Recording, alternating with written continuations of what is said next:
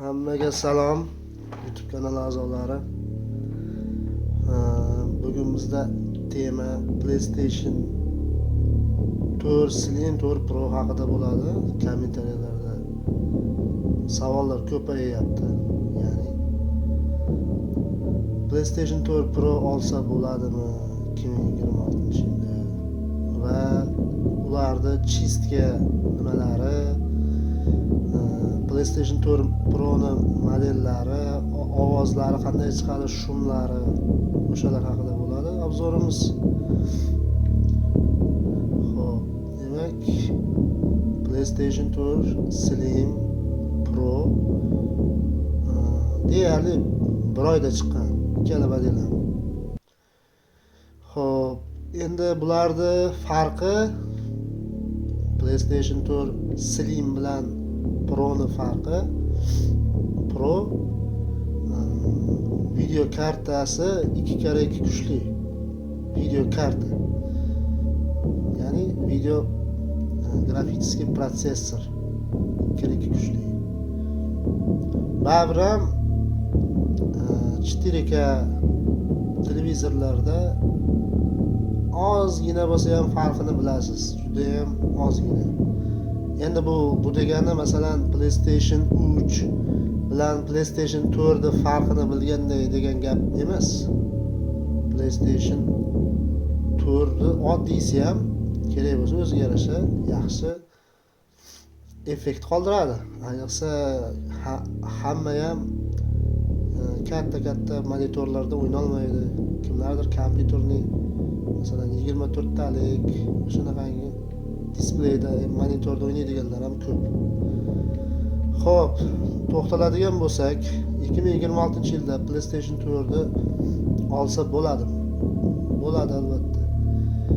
Xo'p, Pro kerakmi, Slim kerakmi degan savol bor. Endi fatni olishni unchalik maslahat bermayman. Fat juda eskirdi. Juda unchalik ham bir effektliroq emas baribir ham.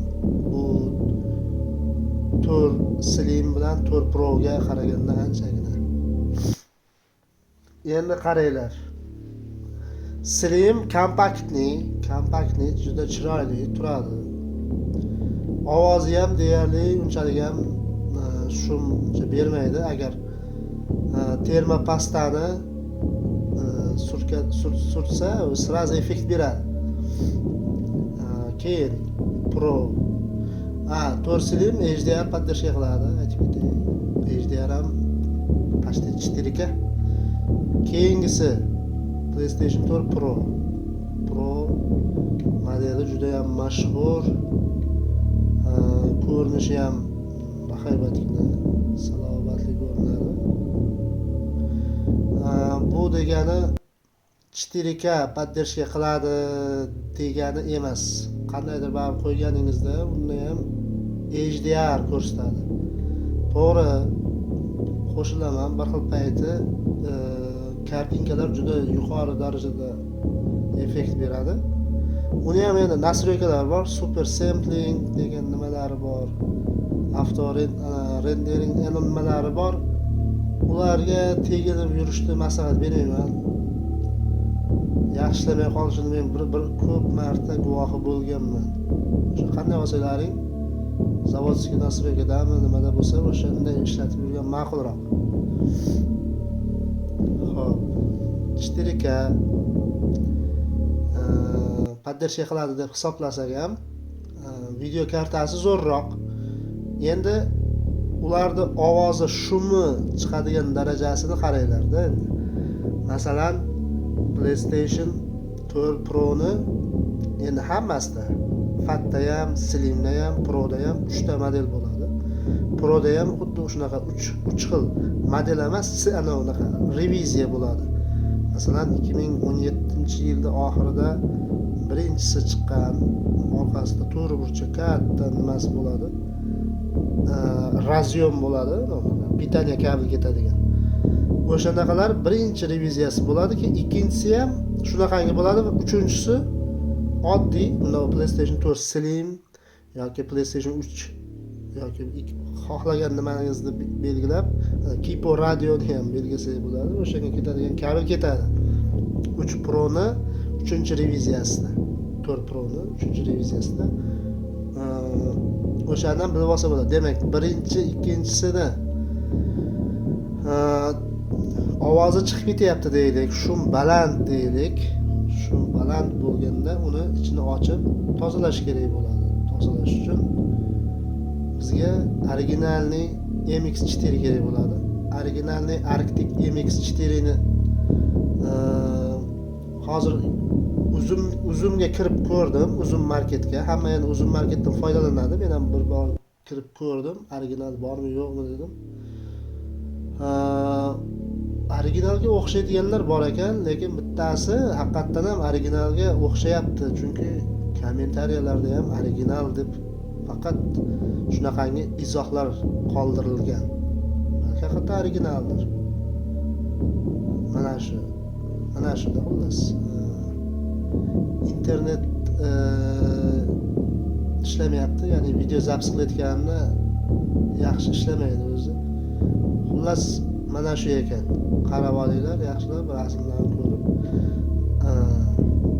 Mana shu skrinshoti. Endi qaranglar. O'shani ichini ochdik. O'sha nimaga materinskiy plataga yetib bordik.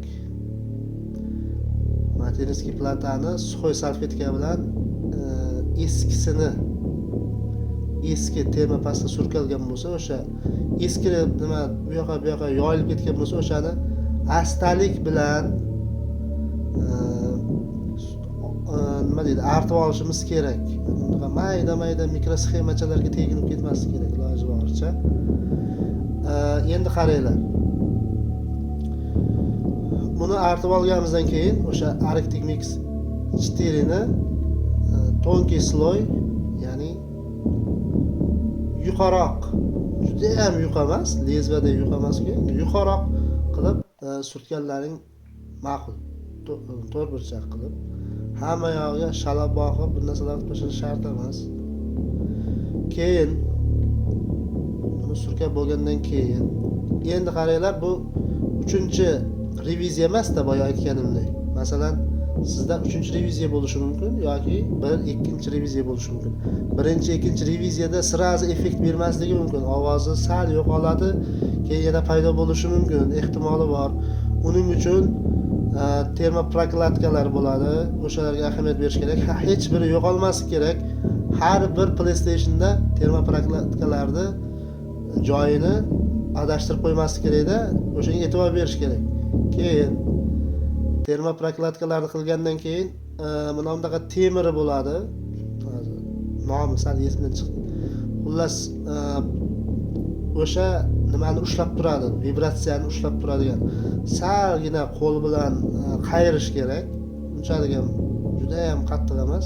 Keyin uni mahkam qilib hamma tomonni birdek, birinchi bu boltini, keyin bu boltini nima qilib yopishimiz kerak. Ana undan keyin